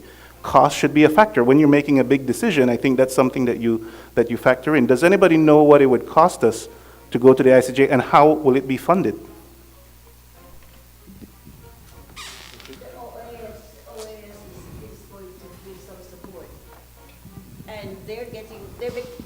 The OAS at this point is becoming a little bit irritable with the situation being extended for so long, where Belize and Guatemala are no closer to resolving the issue. And perhaps if we vote no, or if our people vote no and we don't go, the support that we're presently getting from them we probably won't get. So Belize is an independent country. We need to start seeing ourselves as an independent country. First of all, we don't even have half a million people population. We have to find a way to increase our population because it affects labor. So we got a lot of homework to do. So I have heard that notion out there that the OAS is getting a bit frustrated in terms of this prolonged situation that's going on, and it comes at a certain cost to maintain an office in Belize and to be a kind of arbiter, if you will, between Belize and Guatemala. So there's a certain cost there, but there's a certain cost of going to the ICJ as well. There's a cost to hire the attorneys and the experts and various things. Do we know what that budget is? Do we know how that's going to be funded? I've heard Assad Schuman indicate that there are some funds available from the UN or from the ICJ itself. How much? I didn't hear that specifically. I don't know if anybody has heard anything else out there about what this is going to cost Belize in order to go to ICJ. If I could shed some light, all I've heard is from the Guatemalan side, where they have said they are going to be spending like 55 million US. Now, nobody spent 55 million US, we go lose no case, and nobody got a case, the court for nothing. So I just wanted to share that much information that I have. On Belize side, they had said 8 million to run the campaign going up to the referendum vote. So 8 million just for the education campaign? Pretty much, yes, right. and to get us to April 10th. Thereafter, I don't know that I've heard one dollar figure, except that I know we have, as a country, have retained the services of one international law firm who basically done the attorney that is late, and Aria has the name, I think, Yakovich or something. The attorney is, I don't know how expensive he is or what his tag will be, but all estimates that Belizeans spend between 10 and 20 million is what I'm hearing, and I don't know if the Belize or US currency. We now have the money and the friends of Belize who mainly are the US and the UK. Now make no ghost fool you. The international community where we're upset if we vote no, the US and the UK, all right? That's what it comes down to. So I'm saying that for me, it's an exercise in futility for us to be doing what we're doing. To Brother Ron's point, there are a lot more important issues to be discussing. Patrick Semek will fix the corruption, yeah, and that, you know, we don't need reparations. We have enough resources to turn the country around. But I love the reparations angle. You're absolutely right. They did rape the country from, they took administration and up until 1981 when they let us go. But clearly, Guatemala intends to spend $55 million US, licking her chops that she has the best agreement she could have hoped for to go to the ICJ with, and that she has us without the bastard father England for help defend with the ICJ. So we're uncertain as to what the cost is. We've heard maybe some estimates between $10 and $20 million. And so Belizeans who are going to have to make a decision on this come April 10th will have to factor that into their decision-making process as well. How much is this going to cost? Where are we going to get the funding from? And what obligations will getting that funding come with? And is it the priority that we should be focusing our limited energies and resources on? Now, another thing that I wanted to talk about is this issue about our friends getting kind of tired, right? Belize, I think, if I'm not mistaken, Belize in Central America is one of the countries that belongs to the most multiple international organizations. We belong to Commonwealth, we belong to CARICOM, we're a member of the United Nations, we're a member of OAS.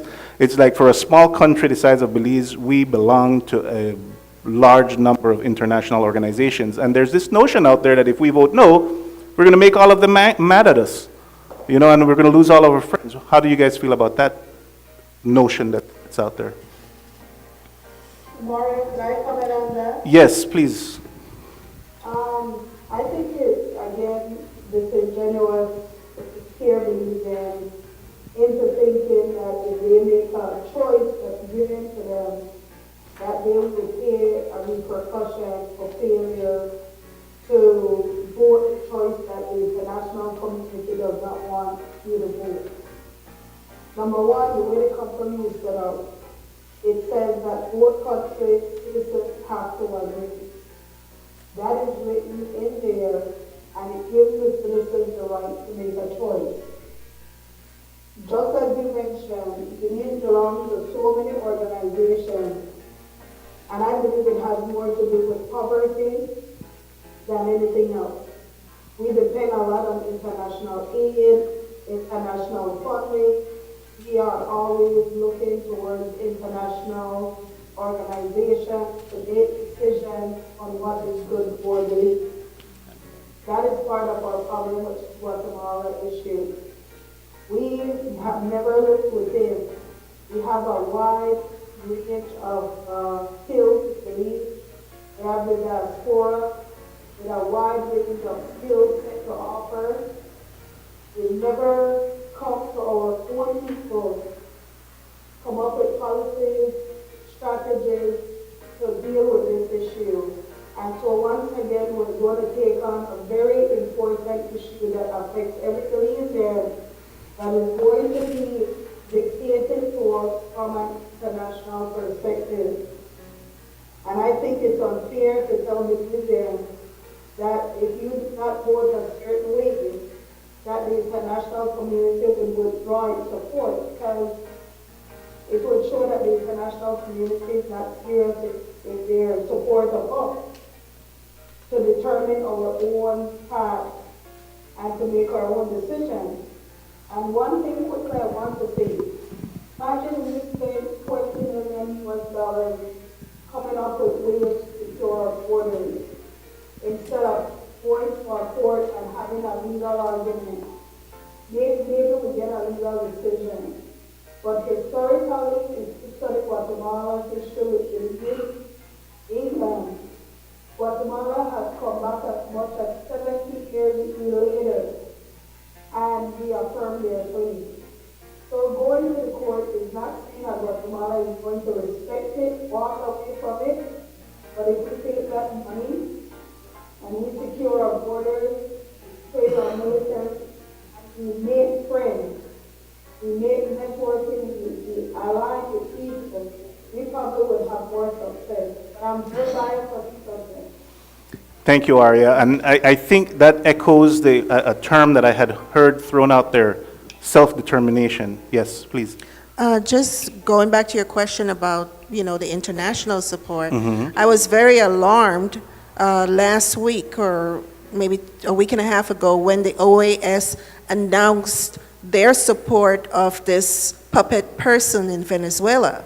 So we can't, rely on organizations like the OAS because, it's all a political game, a geopolitical game that is being played. And so the OAS may support or claim that they're neutral in this claim at this time, but if things don't go the way that they already wanted to go, they may end up, voicing their support of Guatemala. And this is based on what they just recently did with Venezuela. Thank you. That is a good point, because when the Guatemalan military oligarchy was annexing the Saskatoon in 2015, the OAS, under the eyes of the Organization of the American States, accompanying Will Mejia and his expedition to go to the Saskatoon Island to lay the Belizean flag to say, this is our side of the borderline. This belongs to us. The OAS did nothing when the Guatemalan military went out and harassed them on the Saskatoon. So can you imagine what the OAS would do in terms of that, Baron? Look, I want to say this. I said I was a bit hesitant in an earlier statement, but I'm going to say it. I say no to the ICJ. And I think Belizeans need to be bold enough to just step out there and say no to the ICJ. And furthermore, if we really elevate this matter of reparations, which will do so much to uplift Belize's people, and if we create a serious manufacturing sector in Belize, which Belize is lacking, Belize imports almost everything. And if it had a serious manufacturing sector, that would create jobs for people. I think Belize needs to go on and strike out in that direction and not worry about the consequences of who continues to be a friend and so on. You should have some worry for it. But I appreciate what Sister just said about the OAS taking a position against the Maduro government in Venezuela. Come on, that's unacceptable. And so it's important that Belize strike its own course. I think Belize will end up with more friends in the progressive communities around the world, with progressive nations around the world, if it says no to the ICJ. Thank you. And I think that comment speaks to self-determination and respecting the democratic process. If a nation chooses through a democratic process to reject the referendum and to say no, that should be respected in the international community. When the representative from the OAS, Almagro, and the lady were out there on the Saskatoon in the boat, they saw Guatemala's gunboat, they saw the harassment. Why didn't they forward a complaint to the United Nations and tell the Security Council to do their job? Yeah. If the Security Council is designed to deal with aggression of one country against the other, why didn't our government appeal to the Security Council? And why didn't the OAS substantiate what was actually happening? So to me, it's almost as if the Security Council is being a lame duck. What is it doing? And how much harassment does Belize have to go through before they do something? I even think sometimes if you're going to commit suicide, create an international situation before you decide to just kill yourself. Because some Belizeans are committing suicide. But do something for your country before you think of doing that. Because we did not focus on Belize enough when Guatemala was harassing us. In fact, Guatemala totally disrespects us, and we just take it. Why? And that's an issue that I've heard out there, and that people need to take into consideration when they decide which way to vote on this. Have we been asserting our sovereignty and our territorial integrity in a competent, clear, unquestionable manner? Have we been making the protestations as loud as we possibly can before we end up in this situation? So that is something to consider. When the issue of how much this is going to cost came up, and somebody said that Belize will spend between $10 to $15 million, then it came out that Guatemala is spending 5 times that much. it makes one wonder if Guatemala is going to fund both sides of this referendum. I mean, that's what it looks like to me, like they have enough money and they're ready to fund their side and our side. So what we as Belizeans need to do, we need to follow the money. And then we can easily know what the outcome will be. So far in this conversation that we're having, we've broken down the question, we've tried to understand the question as best as we can. We've talked about various factors that we think we ought to consider before making a decision on how to vote on this referendum. There was something that came up very early on in Belize, emotions. People are being too emotional. How do you guys feel about trusting one's emotion?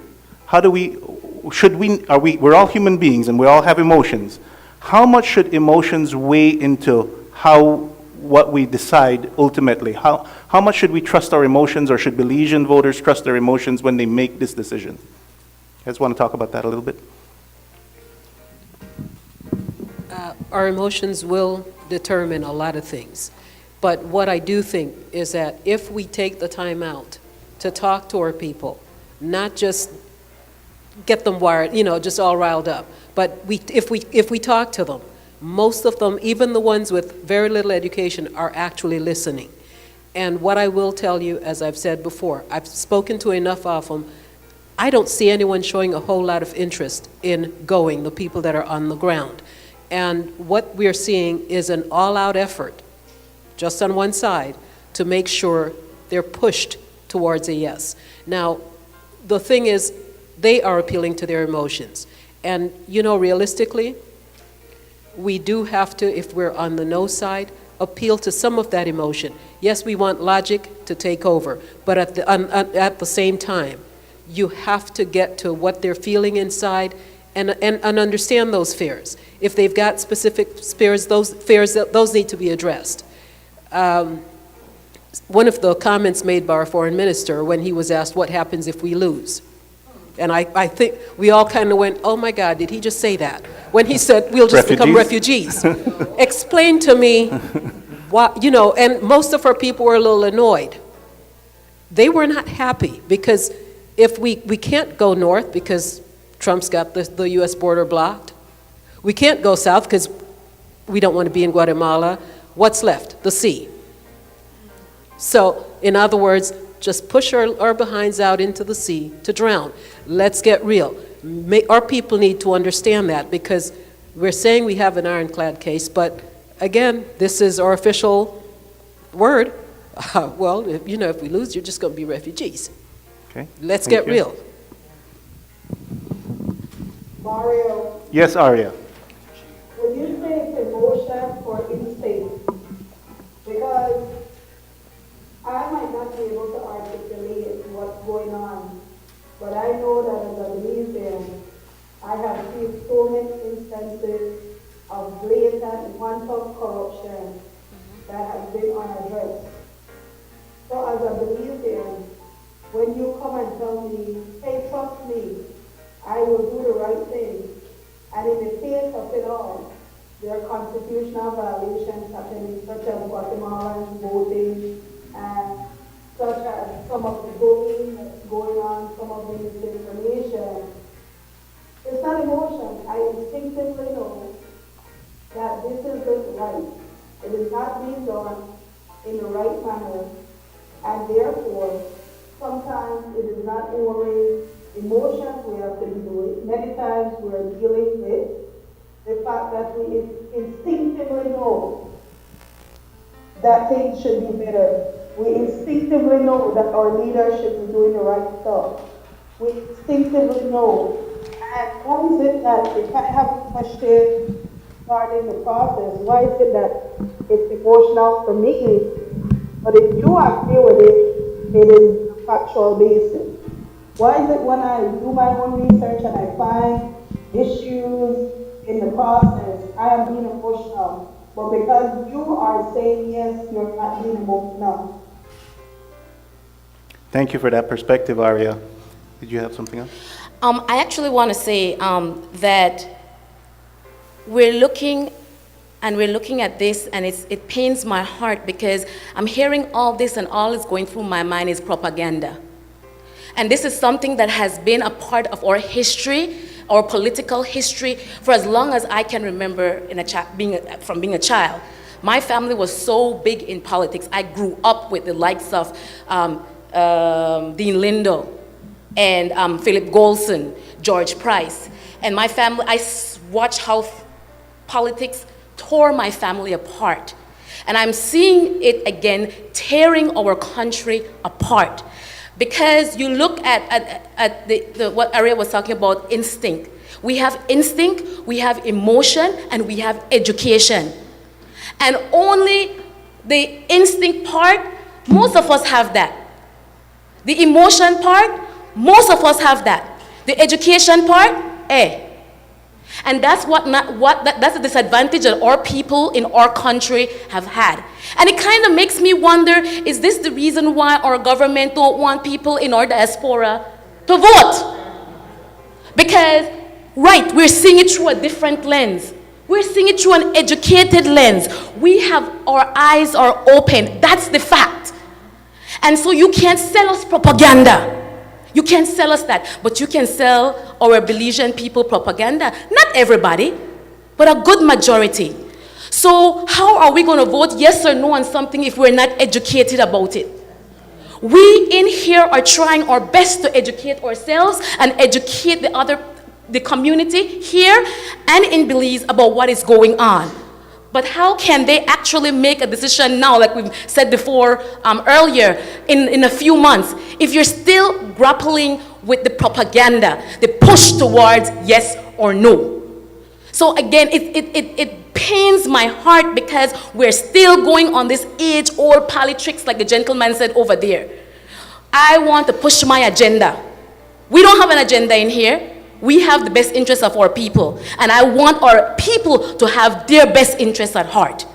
And so we need to finish up with this propaganda stuff. Our ministers and even our advocates. OAS, it seems like a political trick. It's like they're going to just because I'm part of the process. If you're going to sit in my river and do nothing when I am being affected, why are you actually there?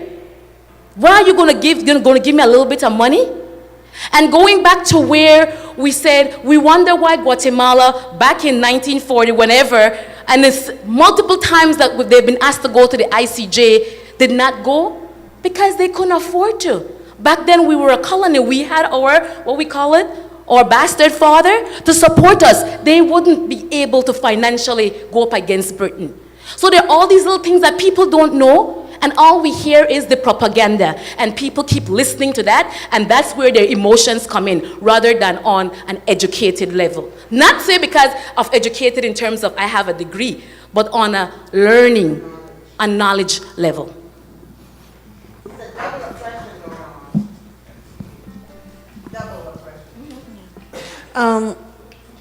To the question of emotions.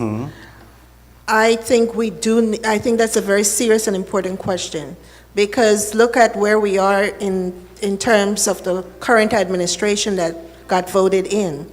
This administration got voted in by people deliberately having a deliberate plan to play on the fears and emotions of people. So that's a very effective strategy. And I think as a part of an educational campaign, we do have to realize that there's a lot of fears and emotions involved in this issue. You know, when you're talking about people's sovereignty, people's land, that brings up a lot of fears. And most of us in this room, if not all of us, have grown up with this fear of Guatemala, correct? And so we cannot downplay the importance of fears and emotions being a part of this issue, and we should address it directly, you know? And address it directly by using facts and education. Okay, thank you.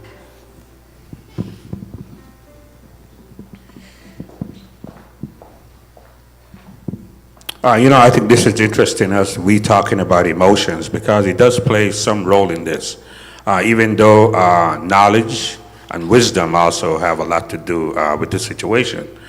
For me, emotions plays a lot because I'm involved in fighting for indigenous rights for Garifuna people. And why that is so emotional is because we view our land differently. We don't view as we own the land. We see it as we belong to the land. And if you take away our mother, that means you're taking away everything that we stand for. So there is a lot of emotion involved in this. And what is really concerning to me about going to the ICJ is that I know there's a list in here listed as E, and it talk about there is no right to appeal. And if the wrong decision is made, what do we do then?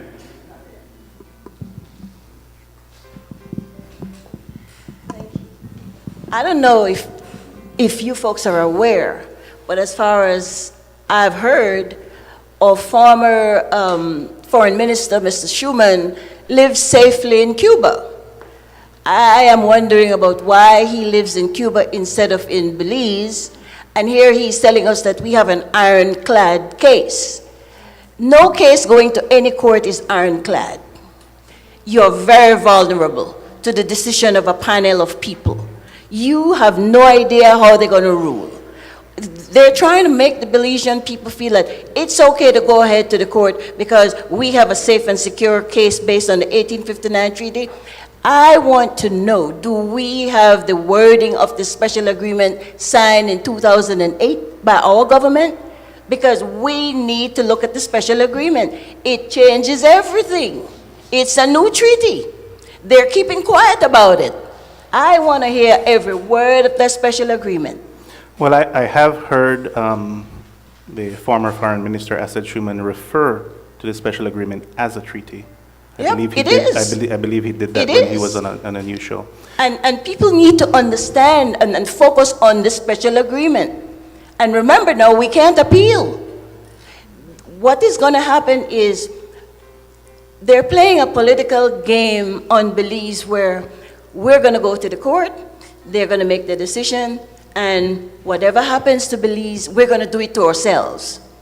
Nobody's going to be able to say, well, the United States pushed Belize or Britain pushed Belize or what. No, we're going to do it to ourselves by this referendum. So this is a serious referendum. Thank you. Did you have something? Well, I was going to start to bring this to a close and ask if there's anything else that anybody wants to chime in on that maybe I didn't ask or didn't bring up, and they have a question in their minds that they would like to throw out there for us to discuss before I kind of summarize and wrap things up. Is there anything that anybody wants to add?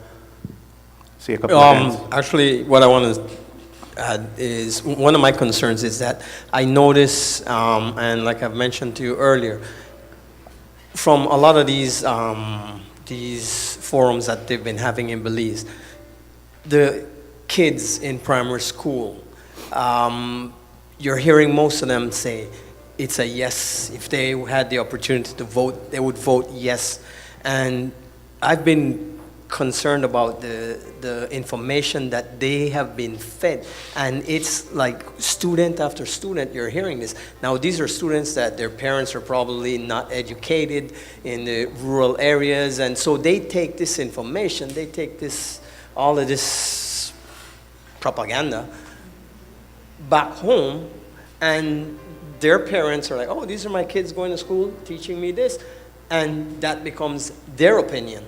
And I mean, that to me is very scary. And it's something that I would want to get my hands on, whatever the curriculum that they're, as far as this goes, that education process that they're doing with the kids in primary school level. Because high school, I've seen a difference in results. But thank you. Yes, as a Belizean, I see two powerful political parties that have been running the countries forever. You know what I'm saying? The UDP and the PUP. But I can't really have to say one against the other because we might be the same people that involved with these same parties. Now, the other day, about a year ago, I met one dude that came. We was at some celebration, and he was talking about how he want to change a lot of stuff. And I figure, like, if this guy is being voted in and get him to separate himself from the two political parties. I think this is a battle right here that Belize could move a little bit farther, because with new ideas and new people, we figure like if we don't have to worry about politics, let's go worry about the people, the other politics will make us better as Belizean all over the world. That's what I'm talking. That's just my take, you know. Thank you.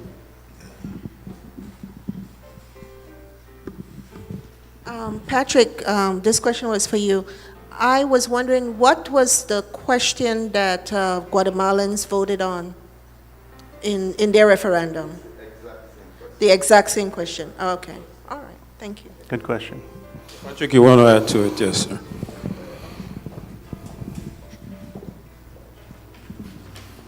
If I could just shed a little bit more light. You asked about the special agreement. Here's a copy of the special agreement. It's not a very long treaty. There's 9 articles to it. This thing was signed December 8, 2008. Since then, we have been clamoring for an education process to have started since 2008. That's the first thing I want you all to understand. The second thing is that this document was amended by the Guatemalans in 2015.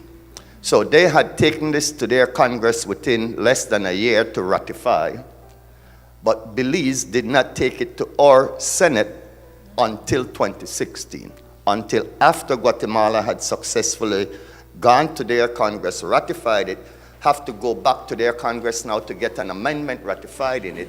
At that point was when Belize took it and ratified it after amendments. Just so you understand, because from 2008 to 2016, when this finally reached our Senate for ratification, we have been calling for inclusion of the diaspora. Just so you understand, we had been calling for the inclusion of the diaspora and the exclusion of Guatemalan-born Belizeans, because we've stated that they need to be permanent residents until we resolve this matter politically with their government. This is not a matter suited for the judiciary, for the ICJ. The same way we settle our border politically with Mexico, we can settle our borders politically with Guatemala. We actually had 2 Guatemalan presidents that were democratically elected, that weren't being controlled by their genocidal generals in the Congress, who had started the process to give us what we wanted. All we needed was 3 things. 1, for them to accept our sovereignty, 2, to accept our independence, and 3, to accept our territorial integrity. So through political negotiations, Belize have been successful in achieving sovereignty recognition, independence recognition. The problem is that the generals rolled Her Serrano out the country and sent him back before he left to get this document signed. So you ask about one legal opinion from 2001. That legal opinion had no knowledge of this joint statement that Said Musa signed in 1992, you see. So had we not used extreme circumstances, because I will be leaving this with the brother organization, what I have here is what we call Confidence Building Measures 2.0 in Belize. This is the document that followed this 1992 joint statement that led to the special agreement. So you want to know how we got here. We got here because in 1992, Belize accepted that we never had one border with Guatemala. It's right here, the 1992 joint statement. Guatemala rushed and registered that at the UN and say, we will not stop negotiations until we reach a final treaty that determines our borders. So yes, this is a treaty. In 2008 it was signed, but it didn't become a treaty until ratification in 2016. Now it is a treaty. One new treaty supersedes one old treaty. This treaty in 1859 had immovable borders. This treaty now makes it movable. Next thing is that the 1859 treaty said if you can't do it conjointly with your neighbor, then there will be an arbitrator named. So 160 years after the 1859 Acquisitive Prescription Boundary Treaty was signed with a compensatory clause in there that was never fulfilled, We have arbitration as laid out in Article 3 of that very 1859 treaty, where because we couldn't do it together all the way to the Mexican frontier, here comes the ICJ to determine if the Article 7 compensatory clause not being fulfilled leaves Guatemala with rights in Belize, and if it has rights in Belize, how much land needed to settle those rights. And that is why we're saying this thing is not suited for judicial settlement. If we go before a lawyer, before the judges will have to factor in the fact that Guatemala was done wrong. Doesn't matter how you add it up. Because nobody can show me, Patrick Rodgers, where in United Nations Resolution 3520 of 1980 that mandated the United Kingdom give us our independence. Nowhere in there it said that if Guatemala and Belize did not settle their dispute, which they knew to be one monetary dispute, that Belize would have to pick that up unilaterally and go settle it with land. Nowhere can they show that. Our foreign policy have been steered, like you said rightly so, from a gentleman in Cuba. He effectively had the PUP foreign ministers that were on the stage in the Circus Act fly to Cuba with the Guatemalan delegations to be meeting him while he steered that. So just so you understand, he has been the main architect of our foreign policy, and it's wrong for a country to have one individual before independence and all the way 37 years later still controlling our foreign policy, you see. So time is on our side. Belize need for another generation to take this thing with some brighter minds. You know, see, we pick me and smarter than we, you see. So make we get more information about this. Make we press the reset button and recalibrate. All Guatemala will have to do is renegotiate to a new agreement. And then we got them. Because now we're going to get a bastard father at the table, and we're going to get monetary compensation as part of that new special agreement. And then we could go to the ICJ knowing that, you know, monetary compensation is there if we lose, and we don't want to jeopardize the territory of the land. That's what I wanted to part with you, lovely Belizean Americans out here, whom I always enjoy when I get a chance to come and address you all.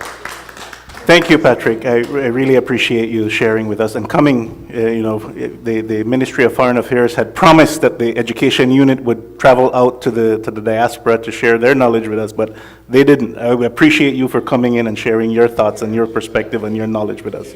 Appreciate that. I just want to add that I think what I learned right now today, that our leaders and ministers in Belize have withheld some information. Thanks, Felix. And that leads us out trying to find our way, trying to, just see what our next move will be. So I learned quite a bit, and I think emotion took place as well. And I think we're all emotional about Belize when it comes to Belize. All right. Very much so. Mario, just before I want to engage my sister here, Dr. Glenda Arnold, she has this beautiful poem on Belize that she wrote in relation to the Anglo Guatemalan Claim. And I keep saying to her, Glenda, that is a very powerful poem, Bella Carib, and you must read it in this forum. And she says, okay, she will. So I want to give her that opportunity to read it. Real quick, how about I just summarize real quick and have then you her go end to that? with that Go quote. right ahead, my Okay? brother. Yes. So basically what I want to say is that I want to thank, first of all of the participants who came here today. I want to thank the people who are listening in. This was an honest effort to try to educate ourselves a little bit more, and hopefully those who have tuned in benefited from doing so. The object of this was not to tell people how to vote one way or the other. The object was to have just a conversation, discussion, just like when you would make any other big decision. You need to listen to experts, you need to listen to your friends, you need to listen to your family. We are your family. And though we Belizeans abroad will not be able to vote on April 10th, it is a major, major decision. And we want Belizeans at home who are able to vote to be able to do so with confidence and with conviction. It is imperfect. We have a lot of questions, we have a lot of concerns, but we want for our family at home to be able to go and vote on April 10th with some confidence. And with that, I will turn it over to.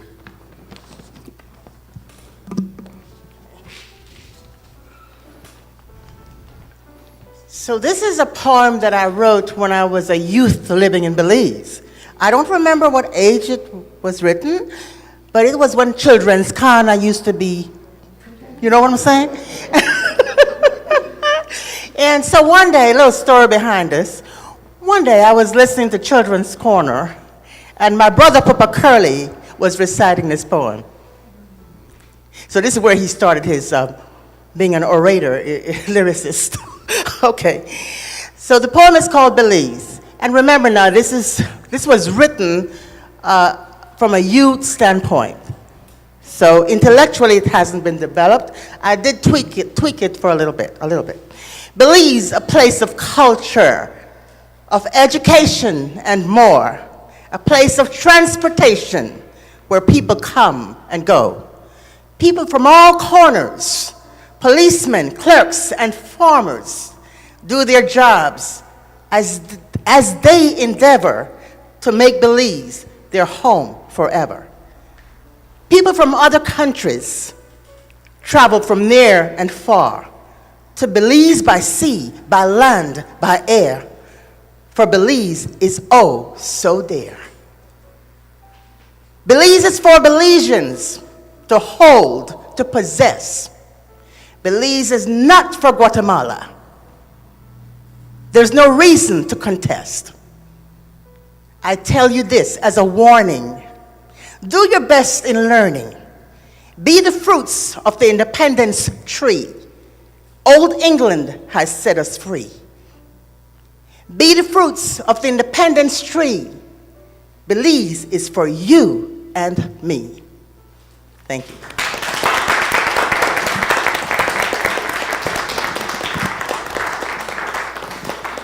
I think that's it. Thank you.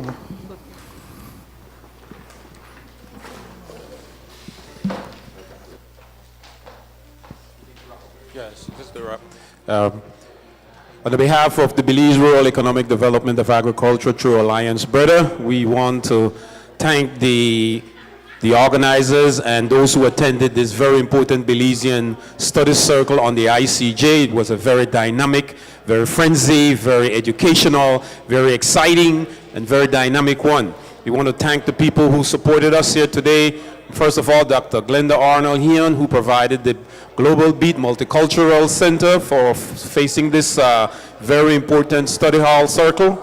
And we also want to thank Radio Belize Mix, Brother Will Johnson, for providing us the broadcast possibility in connecting with CREM. We also want to thank CREM Television in Belize for providing us the broadcast and bring this very important study circle to our Belizeans back home in Belize. We also want to thank DJ Mark Hyde, who provided the sound for this very important, and all those Belizeans who made it in this very rainy day to come out and to learn and to share and to depart information in a very, very constructive and democratic way. Again, thank you very much for listening and for watching.